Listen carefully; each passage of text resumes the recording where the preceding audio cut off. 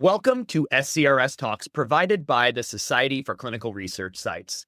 Thank you for joining us as we explore the latest insights, trends, and innovations shaping clinical research today. I'm Jimmy Bechtel, the Vice President of Site Engagement with the Society, and today I'm joined by Ronnie Katerpal, the Executive Lead of Global Development and Partnerships with TSTrials, here to share with us a little bit more about their exciting recent joining of the SCRS Global Impact Partnership Program. Ronnie, it's great to have you. Really excited that TSTrials has joined the Global Impact Partnership Program and excited for our listeners to learn a little bit more about you and what TSTrials does. So if you wouldn't mind, before we jump into some of our questions, it'd be great to learn a little bit more about you. Sure. And thanks for having me, Jimmy. Really appreciate the opportunity to be here today. So I come from the sponsor side of the business. Actually, I spent a lot of years in pharmaceuticals, biotech, life sciences, about 5, if I can recollect correctly, different organizations, mostly all on the commercial side. My latest role was with Moderna. I was Vice President of Strategic Partnerships with Moderna. And I'm really excited to now have jumped into the other side of things on the site side. And it's been a really fantastic journey for me to now be working on the other side of the table and making sure trials get to where they need to go. That's awesome, Ronnie. And would you mind sharing a little bit about TSTrials as well? Maybe what you all do and some of your areas of speciality. Of course. Yeah. So TSTrials, which is actually known as iTrials in their part of the world, which they are focused in Latin America, specifically South America. TSTrials is a site management organization whose network spans to 4 different countries, specifically Argentina, Brazil, Chile, and Uruguay. And they are focused on large-scale trials, specifically around infectious disease and vaccines. However, given the successes they've had in years past, they've been able to expand their therapeutic area focus to include oncology, rare disease, ophthalmology, dermatology. So pretty much the entire gamut they've got capabilities around. They've done a lot in a very short amount of time. And what was really interesting to me as I started to engage with them and learn more about their capabilities as I was going through my process with them is just the ability to really accelerate trials and essentially drive the quality results that are needed within the clinical trial space, which obviously we know have a tremendous amount of KPIs. But the founders of TSTrials are all scientists, researchers, and physicians who were trained in the US. So part of their success is being able to build SOPs and processes that align with US standards, but in an area of the world where the ability to accelerate the trial process is rampant. A really neat organization when you start getting into the depths of it. That's excellent, Ronnie, and thank you. It's awesome to learn about various new partners and some of the unique things that they're doing in the clinical trial execution space. So, Ronnie, one of the questions that we always like to start off these new GIP podcast interview conversations with is about the inspiration that TSTrials had to become an SCRS Global Impact Partner and a little bit of how this specifically aligns with your organization's goals.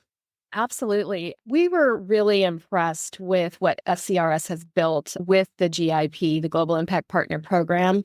I know when I started to learn more about it, there was just a lot of opportunity to progress the area of clinical trials forward. I've just historically always been in the mindset of collaboration is always what's needed to drive anything forward. I mean, that's a very generic statement.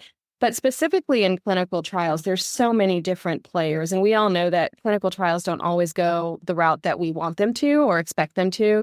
And it's really important that we have a very close-knit group of folks that kind of leave the egos outside the door and are all at the table with the same vision and mission in mind, which is really to drive forward what we're trying to do with clinical trials, which is essentially getting medicines faster to patients globally. And that takes a lot of coordination and a lot of hoops and a lot of players. And so what I felt that the GIP did for that particular mission is bring everybody to the table. And that was something that as a site, we wanted to be a part of. So really the focus not just being on the US, focus being globally. And that was something that was really important to us. Oh, that's great. Thanks, Ronnie. It's always fun to hear why certain organizations join and the alignment that you have and the recognition of that collaboration that really is core to what we do. And I know there's also some interest in the geographies that you all, TSTrials specifically, is centered in, and our recent foray into the Latin American region and South America and things like that. So I know there's alignment there as well, which is also really exciting. Right. No, absolutely. Even coming from the sponsor side, right? The US and the European sites are always sort of primary in front of mind. But we have to remember that there is a whole world out there that has the capabilities. And obviously, the desire to really bring that forward through GIP is front and center for us as well. That's excellent. One of the really cool things about TS is that your patient retention rate across your trials averages about 95% from what we Yes. understand. And Yeah. your NPS, your net promoter score of over 80% is also really, really impressive, right? It kind of goes to speak to this air of patient satisfaction and success that you have with the work that you all do. So can you share maybe some of the strategies and the culture maybe as well that Yeah. contributes to such a strong level of patient engagement? Yeah. So I think there's a couple things here. First and foremost, I think if you look at the culture of South America in general, there is a different mindset to the population of wanting to contribute to the advancement of global health. And we saw this specifically at TSTrials during COVID. And while and we all are in the United States, I was here too, right? So we all know sort of the tumultuous year that 2020 was and the sentiment towards vaccines and so forth. You don't find that in South America. And so I think just understanding that there is a whole population out there that in the countries that we are in that really want to contribute. And I don't know if you or your listeners know this, but in Argentina, we cannot compensate patients for participation in clinical trials. It's against the law. So everyone that participates in a clinical trial is actually considered a volunteer. So we call them volunteers, which blows you away when you think about how much we have to compensate here in the US specifically, and even in Europe and in some countries where that's how you actually attract folks, right, is through compensation. And we don't have that down in Argentina. So I think the first and foremost factor is just the mindset of the population. I think the second thing is the programs that TSTrials has put together specifically for that retention and for people to come back. So when Dr. Romina Liebster, who is one of our founders and is our Chief Strategy and Innovation Officer, actually created a very robust patient navigation, clinical trial navigation program that's in-house. That program basically creates an environment for the volunteer that's going through the trial, resources 24 hours a day, 7 days a week. We have the ability to follow up with these patients in real time. We have the ability to triage issues that might actually lead to an exclusion or a dropout for that patient before they even happen. Each patient is assigned a medical director and a clinical coordinator, or we call them patient coordinator, that allows them to follow these patients in real time from pre-trial all the way to post-trial. So while there are facets to the trial process where we can't treat a patient for anything, right? We can only provide oversight. We can identify potential issues that would come up and then refer them out to their physician and the network that they're in, which we have access to as well. So those patients are triaged and we can kind of catch problems before they arise.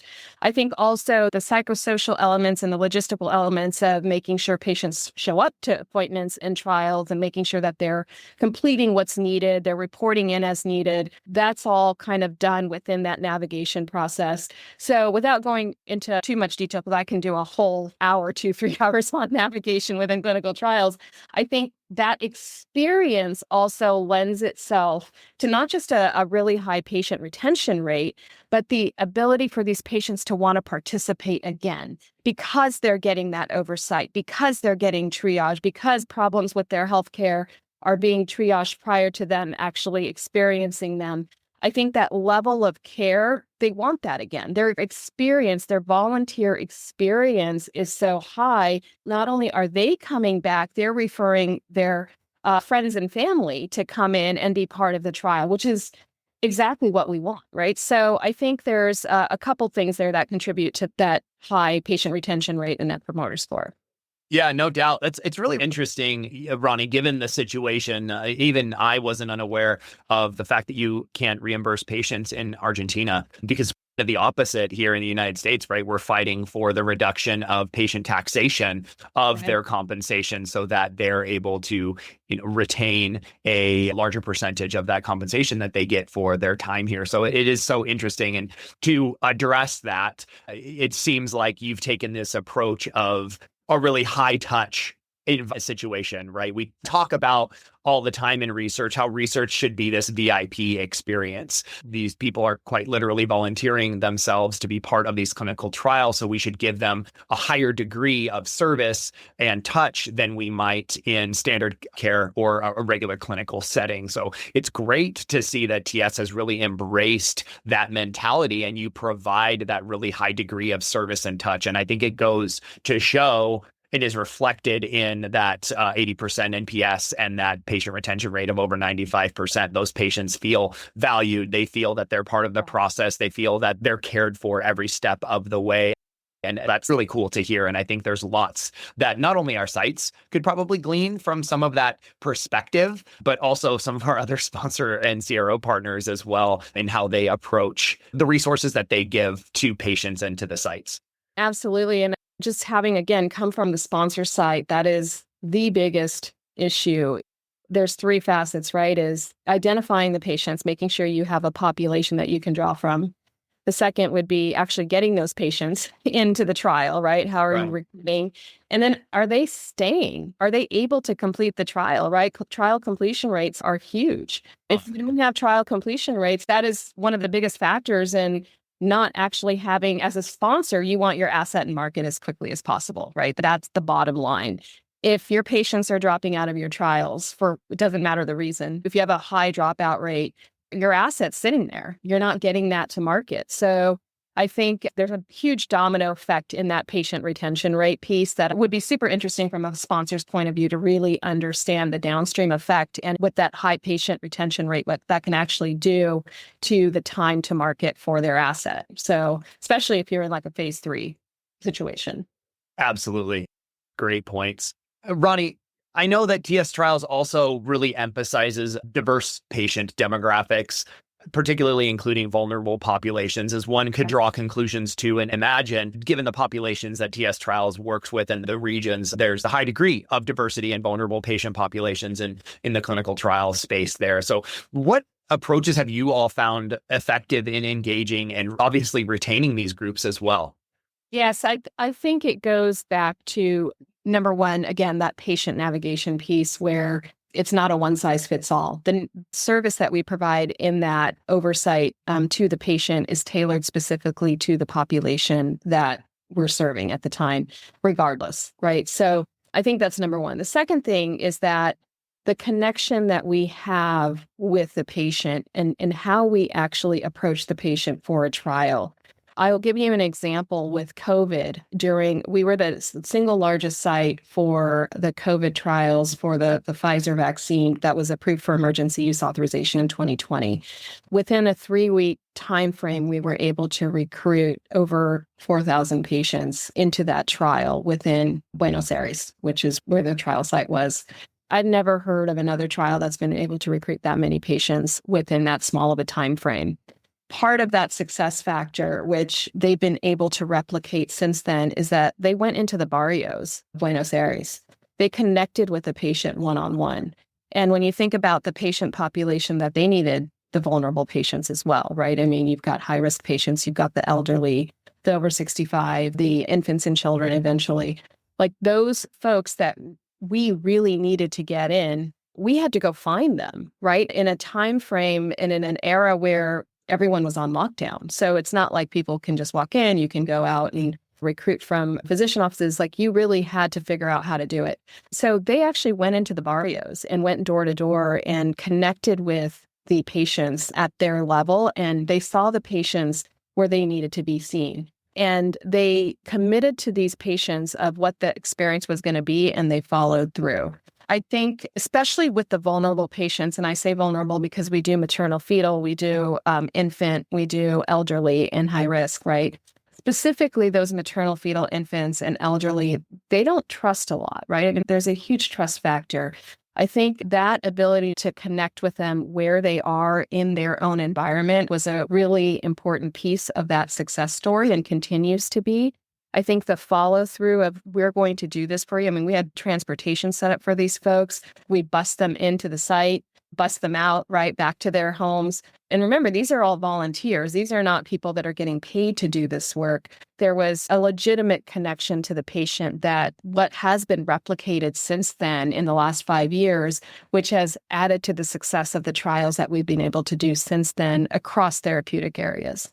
Ronnie, what's really interesting about that is you guys have kind of embraced and again ingrained culturally this concept of meeting the patients where we are. One of the things I'm taking away from this today about you all joining the GIP program is hopefully multiple opportunities to amplify and showcase some of these exciting core values that TSTrials has to the rest of the SCRS community. Because again, this idea of meeting the patients where they are is something we talk about, and not a lot of organizations have been able to find success really across the board, right? Site sponsor, CRO, service provider, you name it. Yeah. So it's cool to see examples of what is arguably a really challenging situation in some of these really economically challenged areas of the world. And you've been able to get in there and really help these patients out through enablement of clinical trials by, again, meeting them where they are. So that's really cool to see. And I'm excited for the opportunity to hear more about this and maybe some more details about this work and what you've been able to do and how you did it right in the future. Absolutely. So, Ronnie, I want to begin to conclude us here with our final question. What's next for TSTrials? What's on the horizon for you all? What excites you about the future of the organization? You know, what's exciting, Jimmy, is we're just getting started. Right now, we have organically been getting our trials, and they haven't done any sort of, I would say, PR sales, commercialization, whatever it is you want to say. We're getting out there now. And I think there's a couple things. One is we really want to promote South America as a place for clinical trials to become a primary thought process for site selection. There has been traditionally, and of course, I'll be the first one to admit, I was in this camp when I was on the sponsor side as well. Well, you know, South America, yeah, they're more rescue site. They're not really primary. I think one of the things that I've learned over the course of working with TSTrials is that there is tremendous potential down in South America. And I think one of the biggest things for us at TSTrials is really getting the word out about South America, about Argentina, about things have changed down there from what reality was even just a few years ago. So really understanding how things have evolved down there and that we can actually step up and become a primary site, primary thought process for site selection. And I think the second thing is really just getting the word out about our capabilities, what we experienced in the COVID trials and since the COVID trials specifically has been nothing short of amazing. And we're excited to bring that forward. We're excited to scale into different therapeutic areas.